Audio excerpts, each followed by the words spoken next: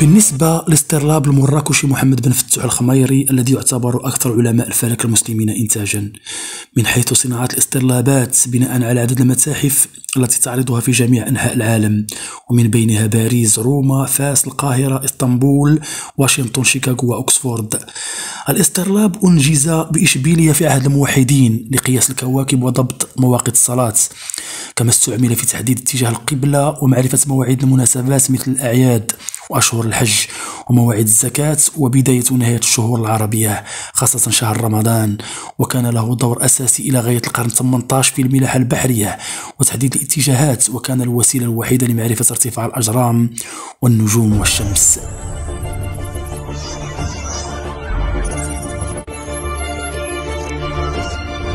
ويضم الاسترلاب نقيشة تحمل بعد بسم الله تاريخ صنعه عام 621 هجرية موافق لسنة 1224 و 1225 ميلادية، بالإضافة إلى اسم صانعه محمد بن فتوح الخميري ومادة صنعه من نحاس الأم بعنكبوت دي 29 نجمة. والاسترلاب من تقديم الجغرافي والرسام الشهير لويس إيفانس، والمالك الأصلي السابق لهذا الكنز هو الدكتور إيبي كنوبل الذي أحضره إلى إدنبرغ عاصمة اسكتلندا. أما بالنسبة لاسترلاب علي بن إبراهيم الحرار الذي يحمل رقم قطره 21.9 سنتيمتر،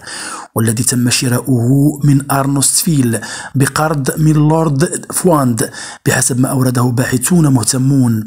وقد صنع من النحاس الأصفر بمدينة تازا خلال القرن الرابع عشر الميلادي، تحديدا سنة 1327 وفق ما هو مكتوب على نقيشة في ظهره